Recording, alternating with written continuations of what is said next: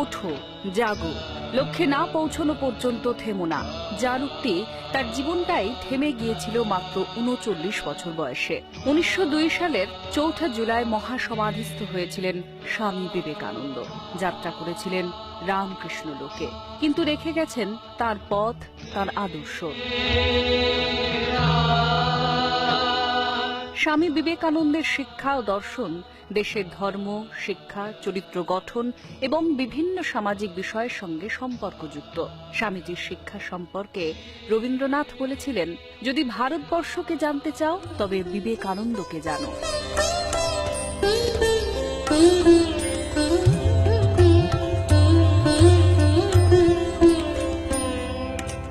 স্বামী বিবেকানন্দ মনে করতেন শিক্ষা হলো পরিপূর্ণতার এক প্রকাশ, আর তা থাকে মানুষের মধ্যেই। শিক্ষাকে তিনি মানুষ তৈরি করার, জীবন দানের ও চরিত্র গঠনের মাধ্যম বলেই মনে করতেন। তার কাছে শিক্ষা এক মহান চিন্তার সমষ্টি হয়েই ধরা দিয়েছে। এই শিক্ষা ছিল তার কাছে ইতিবাচক, কারণ তিনি মনে করতেন নেতিবাচক চিন্তা মানুষকে দুর্বল করে দেয়। বলেছিলেন, যদি ছোট ছোট ছেলে মেয়েদের সবসময় দোষারোপ না করে উৎসাহিত করা হয়, তবে তারা একসময় উন্নতি করবেই।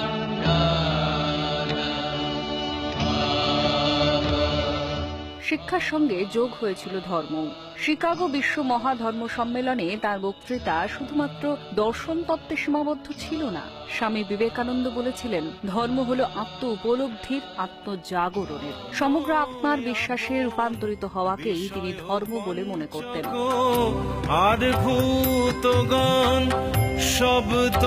তিনি বলেছিলেন, ধর্ম হলো মানুষকে পশু থেকে মানুষে এবং তারপর মানুষ থেকে দেবতায় রূপান্তরিত হওয়ার এক মাধ্যম। Sisters and brothers of America, it fills my heart with joy unspeakable to rise in response to the warm and cordial welcome which you have given us. I am proud to belong to a religion which has taught the world both tolerance and universal acceptance. We believe not only in universal toleration, but we accept all religions as true. I am proud to belong to a nation which has sheltered the persecuted and the refugees of all religions and all nations of the earth. I am proud to belong to the religion which has sheltered and is still fostering the remnant of the grand Zoroastrian nation.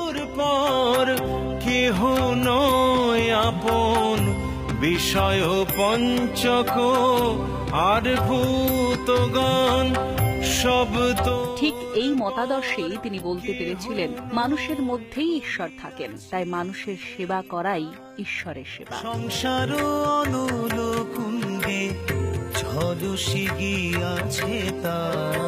আজ দেশ জুড়ে যখন অসহিষ্ণুতার বাতাবরণ ঘুরপাক খাচ্ছে, তখন প্রবলভাবে প্রাসঙ্গিক হয়ে পড়েন স্বামী বিবেকানন্দ, তাঁর ধর্ম, তাঁর দর্শন। তাঁর মতে জগতের সবচেয়ে বড় দুর্ভাগ্য হলো একটা ধর্মের মানুষের অপর ধর্মের মানুষের প্রতি সহিষ্ণুতার অভাব। তিনি বলেছিলেন, আমাদের শুধু সহিষ্ণুই হতে হবে না, বরং অন্য মতকেও গ্রহণ করতে হবে, কারণ সব ধর্মের সার কথাই হলো সত্য। তাই বরাবরই মনকে নিজ নিকেতনে চলতে দিতে চেয়েছিলেন তিনি। চলো নিজ নিকেতনে, মনো চলো নিজ নিকেতনে। তার কাছে আত্মবিশ্বাসটাই ছিল ঈশ্বর বিশ্বাস। বলেছিলেন, বিশ্বের ইতিহাস হলো কয়েকটি আত্মবিশ্বাস সম্পন্ন মানুষের ইতিহাস। মনে করতেন, নিজের উপর বিশ্বাস থাকলেই অন্তরের দেবত্ব জাগরিত হয়। তাই তিনি বলেছিলেন, ৩৩ কোটি দেবদেবীতে বিশ্বাস থাকলেও কারো যদি আত্মবিশ্বাস না থাকে, তবে তার মুক্তি ঘটবে না। মুক্তিপথের এই অগ্রদূত ভালোর শক্তিতে দৃঢ় বিশ্বাস রাখতে বলেছেন। কুটির দ্বার খুলে রাখি অনিবার কৃপা করি।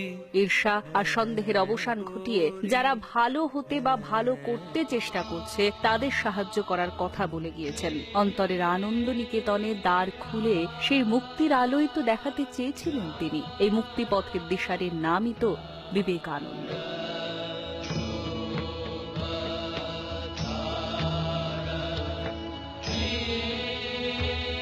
দেশের যুব সম্প্রদায়কে পথ দেখানোর মন্ত্রই তো তাঁকে করেছে যুগনায়ক। তাই 12ই জানুয়ারি শুধুমাত্র স্বামী বিবেকানন্দের জন্মদিবস কিংবা জাতীয় যুব দিবস নয়, তাঁর জন্মদিন আমাদের নতুন করে শপথ নেওয়ার দিন, অন্ধকারের উৎস হতে আলোয় উত্তরণে অঙ্গীকারের দিন।